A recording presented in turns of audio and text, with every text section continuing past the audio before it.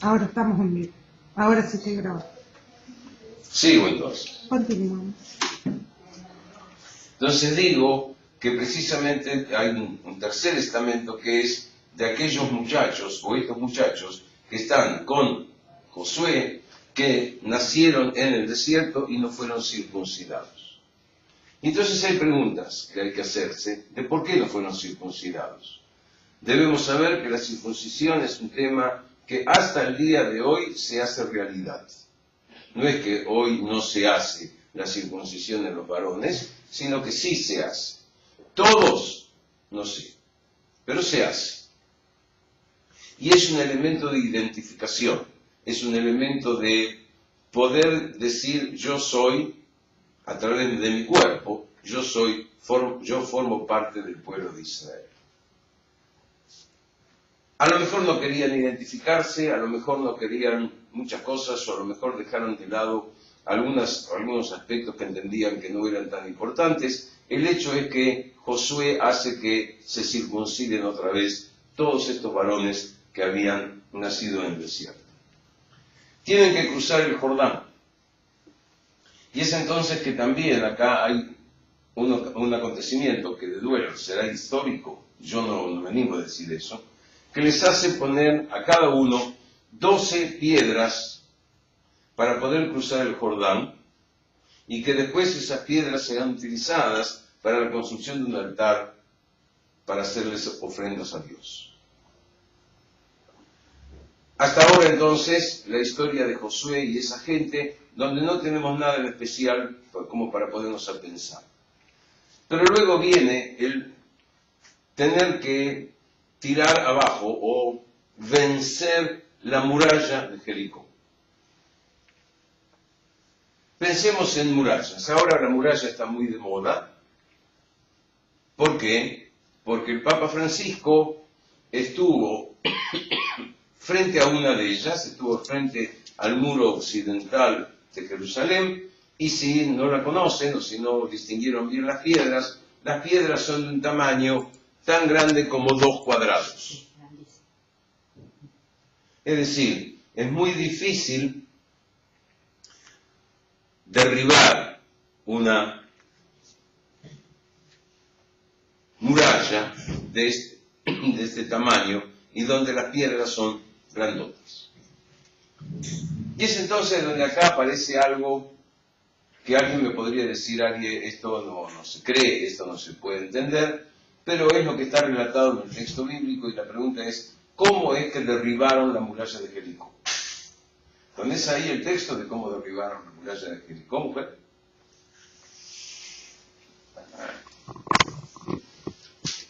En ese momento se derrumbarán los muros de No, entonces la ciudad. lee de antes.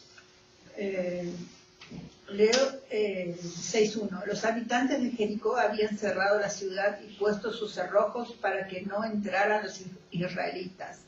Nadie entraba ni salía. Pero Yahvé dijo a Josué, te entregaré la ciudad a su rey y a todos sus hombres de guerra. Para esto ustedes tendrán que dar una vuelta a la ciudad cada día durante 6 días. 7 sacerdotes irán delante del arca tocando las 7 trompetas. Alto el fuego. Alto el fuego. ¿Tienen las dos en el mismo libro? Sí. Yo voy a modificar lo que está escrito ahí. Sí. Porque lo que ellos tocan es otra cosa. Pero primero que nada vamos a ubicarnos acá en qué es lo que está ocurriendo. Dios le dice a Josué, yo te voy a entregar la ciudad con el rey y con toda la gente. Es decir, de alguna manera es el creador el que va a ser el que decida qué es lo que ha de ocurrir. Estoy basándome en el texto bíblico, no estoy hablando de otra cosa.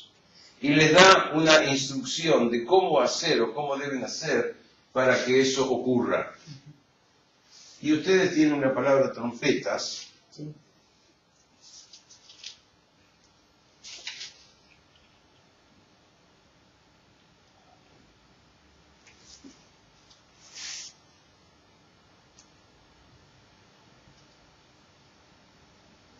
Ok, que necesito aclarárselos. En mi cabeza, y si no estamos de acuerdo, por favor, corríjanme, una trompeta es un elemento, una cosa, un objeto fabricado por el hombre. ¿Sí? ¿Sí? Antonia. Sí. Trompeta es un elemento fabricado por el hombre. Trompetas, bueno, acá sí, ahora en la actualidad sí. ¿Y cómo habrá sido la trompeta ya? Lo que pasa es que yo se lo voy a cambiar. ¿Por qué? Porque en el libro, en la Biblia, en hebreo, la palabra es... Ahora voy a explicar, y voy a explicar las letras, y voy a explicar todo.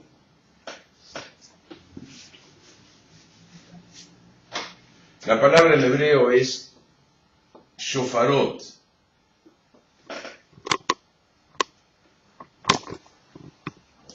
Que es el plural de la palabra shofar.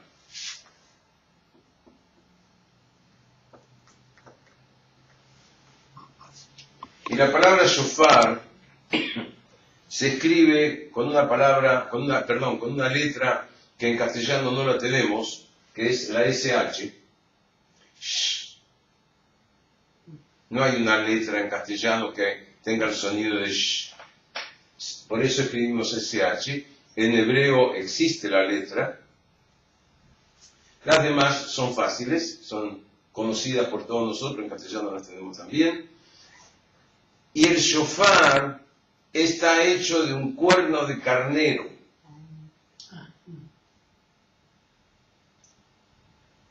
Es decir, yo cuando escucho la palabra trompeta, tengo en mi cabeza un elemento metálico hecho por el ser humano. En cambio, acá no tenemos un elemento metálico, sino que tenemos un elemento que surge del carnero, es el cuerno del carnero, que hasta el día de hoy los usamos en un ritual, que es en el día de Año Nuevo, en nuestra tradición judía, de acuerdo al calendario hebreo, nosotros hacemos sonar el shofar. En aquella época el shofar se usaba para muchísimas cosas. Precisamente para llamar de un lugar a otro, para reunir, para convocar a la guerra. Y acá lo vamos a ver que tiene un significado totalmente diferente.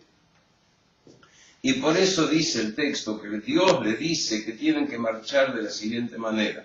El sumo sacerdote o los sacerdotes a la cabeza, con los shofarot haciéndolos sonar. El sonido del shofar es un sonido duro, fuerte. Para hacer una comparación, si lo tienen en la cabeza, hagan de cuenta que es el sonido de una tuba. ¿Conocen lo que es una tuba de orquesta, cierto? Entonces, ese sonido así fuerte y duro, imagínense, 7 más, como dice el texto, 7 adelante, dar la vuelta todos juntos 7 veces, y dicen que cuando concluyan de tocar todos al mismo tiempo, las 7 veces que le dieron 7 vueltas a la muralla ha de caer. Y de acuerdo al relato bíblico, eso ocurrió. ¿Fue actitud humana? ¿Fueron los seres humanos que con un pico y una pala tiraron abajo la muralla? ¿Fueron aquellos que lucharon para que la muralla caiga o tiraron piedras de un lado para otro? Todo lo que podemos imaginar de aquellas películas que hemos visto también, en la cual cómo se peleaba en aquella época, de esto nada ocurrió. Lo que ocurre es que se cae la muralla de Jericó o de Jericó precisamente por voluntad divina. Y dado que los seres humanos hacen lo que Dios les dice, que tiene que ver con los shofarot. Cae la muralla y, como se podrán imaginar, se arma el gran despliegue, las tropas conducidas por Josué entran a la ciudad. No nos olvidemos que leímos antes que la ciudad estaba cerrada a sus puertas con llaves y con candados y no permitían la entrada de nadie. Al caer la muralla, obviamente no hay obstáculos y arrasan con todo. excepción de la familia de Rahab. Dado el pacto que habían hecho estos dos hombres que habían estado en esa taberna, para decir una palabra, y el pacto que hicieron con Rahab, después de eliminar a todos los seres humanos que estaban en ese lugar, a la familia de Rahab le dejan la vida, le dan la vida. Y acá hay que ubicarse de nuevo en la situación o en la época que estamos viviendo, porque acá por ahora es medio fácil, pero cuando pasemos la semana que viene al libro de Jueces, nos vamos a encontrar con que es permanente el combate. Y el combate implicaba eso, el combate de cuerpo a cuerpo, lanza, cuchillo, escudo y todos esos elementos que se utilizaban en aquella época en esa lucha de cuerpo a cuerpo, y que de alguna manera había un triunfador y el que perdía, como dije antes, perdía la vida.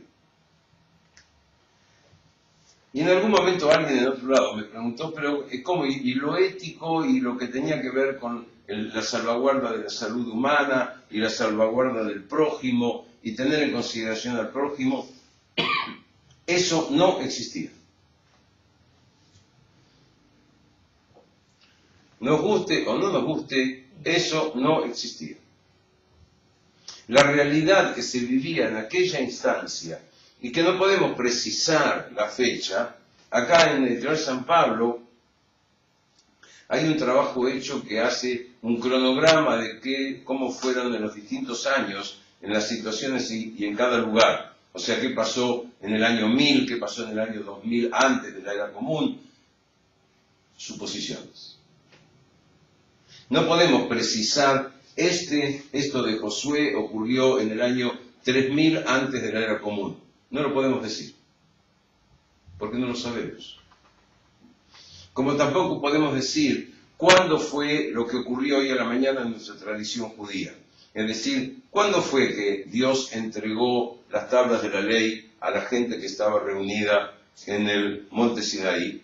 No lo sabemos. Dice algo que dice que es en el tercer mes después de haber salido de la esclavitud de la libertad, pero no podemos decir cuándo fue la salida de la esclavitud. Por ende, no hay fechas exactas, hay suposiciones. Suponemos que fue en tal época, suponemos que fue en tal instancia, suponemos, obviamente hay a posteriori muchísimos elementos que permitieron estudiar, pensar si tal cosa ocurrió en tal época, lo que ocurrió antes y o después, más o menos ocurrió en aquel lugar, pero no hay fechas. ¿Y esto qué es? La caída de la muralla de Jericó, no solamente no hay fechas, sino que, ¿lo crees?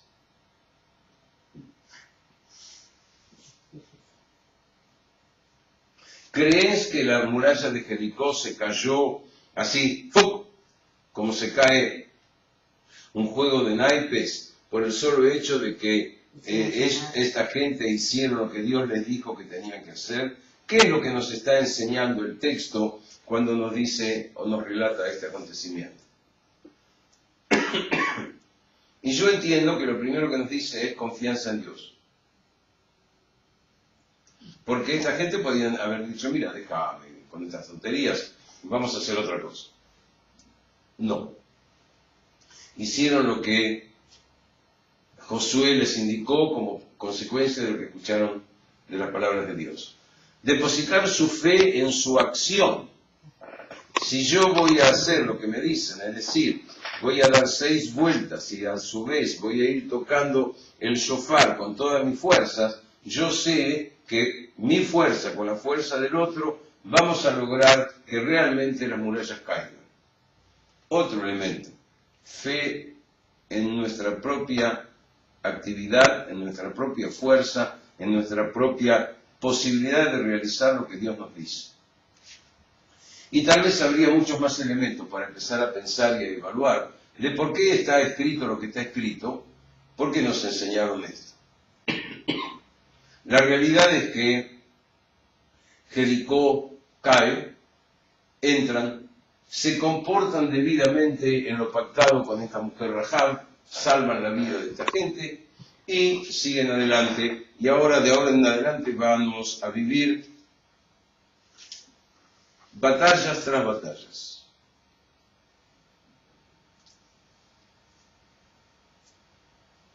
Porque, por ejemplo, vamos a leer el capítulo 8, versículo 1, siempre de Josué, ¿sí? Y quiero con ustedes compartir una palabra que tiene que ver con el hebreo y sus simbologías y con todo lo que se puede hacer decir a una palabra. Por favor, señora enfermera, ¿podés leer? Bueno. ¿Cuál es tu nombre? Antonia. Antonia, dale, Antonia. Luego Yahvé dijo a Josué, no temas ni te acobardes, marcha con todos tus guerreros. Un momentito. ¿Por qué Dios le tiene que decir esto a Josué? No temas ni te acobardes. ¿Por qué será que se lo dice? ¿Acaso Josué podía doblegar su espíritu? Sí. ¿Acaso Josué necesitaba, y si le cambiamos el nombre a José y le ponemos otro nombre, a lo mejor el nombre de Josué es Antonia? Y Dios le está diciendo a ella, no te acobardes, tené valentía, sigue adelante. Y no solamente a ella, sino que a vos, a mí, a Jimena, ¿cómo es tu nombre? Marta. A cada uno de nosotros, a través de este texto, Dios nos está hablando y nos dice, no te acobardes, no temas, seguí adelante. Léelo de vuelta, por favor, Antonia. Luego Yahvé dijo a Josué, no temas ni te acobardes, marcha con todos tus guerreros contra la ciudad de Ai. Entregaré en tus manos a su rey y a su pueblo, la ciudad y su territorio. Momentito. Quiero que leas de vuelta porque me falta una palabra. Luego Yahvé dijo a Josué, no temas ni te acobardes, marcha con todos tus guerreros contra la ciudad de Ai.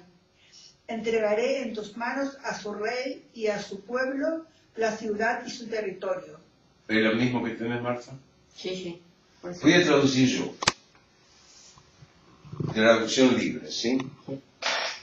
Y Dios le dijo a Josué, no temas ni te acobardes, toma a tu pueblo.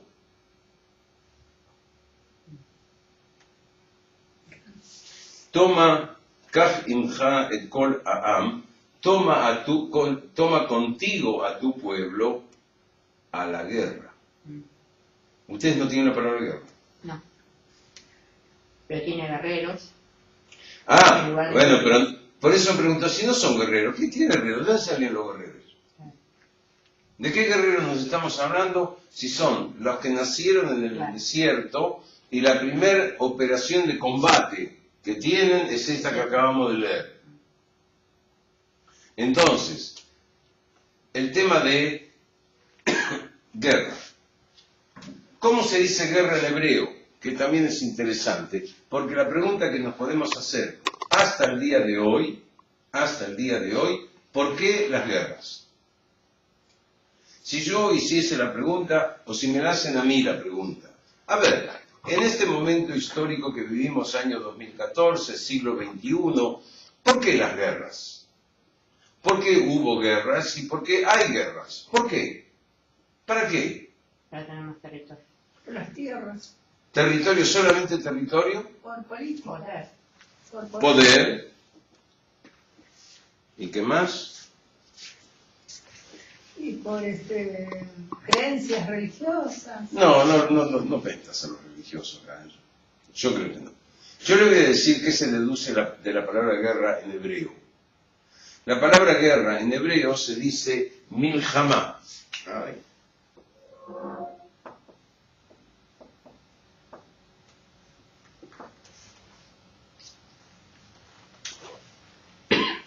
En hebreo, la palabra guerra se dice milhamá, que se escribe como lo acabo de escribir en fonética, no tenemos problema de ninguna letra, Pero hay algo que es muy interesante. En esta palabra hay 3 letras. Voy a ser un poco más extensivo. En el hebreo, cada palabra tiene una raíz idiomática, que generalmente esa raíz idiomática se conforma de 3 letras. En esta palabra milhamá hay 3 letras que dan origen a su raíz, que son estas 3, LJM, y cuando yo leo en hebreo estas 3 letras, me surge la palabra pan. Perdón, la palabra. Pan, P-A-N. Esto me quiere decir entonces que las guerras se originaban o se generaban, y hasta quizá se generan hasta el día de hoy, por cuestiones de comida. Y en alguna medida esa comida hoy tiene otros caracteres, pero no deja de ser comida. Si están buscando la guerra en países donde hay petróleo, no solamente están buscando el poderío económico, sino que el petróleo va a servir para muchas cosas que me van a dar comida. Y si voy a hacer una guerra en algunos otros países, es precisamente porque tienen algo que yo necesito y que me van a dar la posibilidad de conseguir más comida. Y yo pienso que ahí está el tema de por qué las guerras. Y por qué acá en hebreo está la palabra precisamente milhamá, con gente que de guerreros tenían lo mismo que yo de japonés. Y acá Dios le dice de vuelta que le va a entregar la ciudad. Y así lo vamos a ver a lo largo de todos los capítulos del libro de Josué, que Dios le va a entregar tal ciudad y tal otra ciudad, y el rey y todo lo demás. Y entonces nos podemos imaginar cómo es lo que estaban viviendo. Había una matanza hoy y otra matanza mañana, y había más muertos que otra cosa. Pero esa es la forma de vivir. Y por otro lado, lo que el texto nos quiere mostrar es precisamente la fe en Dios, y como le está diciendo a Josué, tenete fe, tenete confianza, seguí adelante, yo estoy con vos y vas a lograr lo que de alguna manera necesitamos lograr. Josué hace lo que Dios le dice y de alguna manera van logrando sus cometidos hasta que también él va a desaparecer. Y lo que tenemos son guerras una tras de otra. Ese es el libro de Josué. Antonia está leyendo y seguramente va a encontrar algo que yo no dije, que sería interesante, o sería interesante que lo lean en casa, como para que el próximo miércoles, antes de seguir con Jueces, que vamos a necesitar hacer una aclaración previa de qué es lo que quiere decir jueces en la Biblia respecto de la palabra jueces de hoy para nosotros, y luego ver qué es lo que está pasando en cada uno de esos lugares, con cada uno de esos jueces, porque va a ser como una circunferencia. Acuérdense de lo que acabo de decir. El libro de Jueces vamos a encontrarnos con conceptos que son reiterativos, repetitivos, que tal vez vamos a tener que empezar a pensar de qué están hablando, como por ejemplo, tengo 2 minutos y les voy a pedir que lo hagan en casa, para que el miércoles que viene lo podamos dilucidar entre todos. La palabra que se repite en el libro de Jueces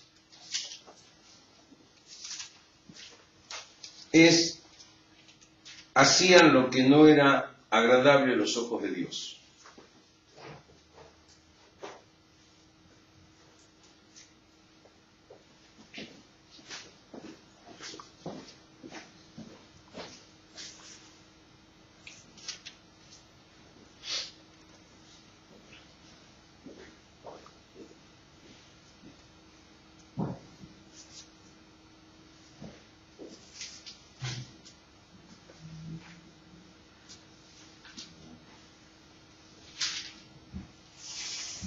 Como por ejemplo, a ver cómo tienen traducido, porque esto es lo que yo quiero que busquen y dilucidemos nosotros acá. Capítulo 2, Dos. Estoy en Jueces. Sí, jueces. Capítulo 2, versículo 11. La moraleja del libro. No me des títulos porque yo no los tengo. Los israelitas se portaron muy mal con Yahvé y sirvieron a los Baales. Abandonaron a Yahvé, Dios de sus padres. Bueno, un momentito. Eso. Léelo de vuelta. Los israelitas se portaron muy mal con Yahvé y sirvieron a Bueno, los Baales. vamos, yo voy a traducir, A dioses extranjeros. porque la traducción esa no me va. Podemos buscar otra Biblia por ahí. E hicieron los hijos de Israel lo malo o lo negativo, como quieran usar, a los ojos de Dios. ¿Qué es lo malo y o lo negativo? Usen las palabras que quieran, a los ojos de Dios. Servir a No le otro. agrada a Dios, la Servir a idolatría. otros dioses. Servir a otros Baales. dioses, ¿eso es malo a los ojos de Dios? Claro, la Lo vamos idolatría. lo vamos a leer 38 millones de veces. ¿Les satisface eso a ustedes? Porque acá en el libro de Jueces va a haber, como dije recién, circunferencias. Te portaste mal, te hicieron chachás en la cola, papá bueno te hizo chachás en la cola, pero no te hizo chachás en la cola él, sino que la mandó a Jimena para que Jimena te haga chachás en la cola. ¿Lo creemos eso? Les sugiero, les pido, más que sugiero, les pido, léanlo. Capítulo 2, versículo 11, lo van a ver donde quieran. Esto que ocurre que es así. Me porto mal, viene el castigo, que después van a ver cuál es el castigo. Viene alguien que me va a ayudar, me ayuda, me resuelve el problema del castigo, se va, Y me porto mal. tal cual. ¿Cómo es? ¿Cómo es hoy? ¿Cuál es nuestra creencia hoy respecto de lo que acabas de decir? Esa circunferencia. Que volvemos al pecado. Volvemos a cometer pecado cuando nos alejamos de Dios. Es una forma. Entonces, por eso les digo, léanlo, piénsenlo y veámoslo juntos acá. Yo tengo mi opinión, a lo mejor ustedes tienen otra. Y que sería bueno precisamente tener el concepto de por qué este libro se escribió como se escribió. ¿Por qué el ser humano es como es? Es decir, nosotros. ¿Seguimos igual? O sea, hay muchísimas preguntas a esa circunferencia, independientemente de los personajes e independientemente de que vamos a ver cada uno de los personajes, porque hay muchos jueces. ¿Y qué quiere decir juez? Pero lo que a mí más me importa dentro del libro de Jueces es lo que acabamos de ver. Me porto mal, me castigan, viene quien me salva, me salvé, Bueno, vuelvo a portarme mal. ¿Es así? ¿Qué es lo que me quieren enseñar? Pensémoslo, que ese es el libro de Jueces. la fidelidad. Y yo sé cómo termina el libro de Jueces. ¿Cómo? Que Dios me quiere enseñar la fidelidad a Dios. Antonia, la clase que viene, con gusto, lo dilucidamos. Por eso le piden, léanlo, pregúntenle a alguien, sería fantástico la opinión de alguien, si hay alguien que opina diferente, y lo discutimos acá en clase. Sí. Bueno. Gracias.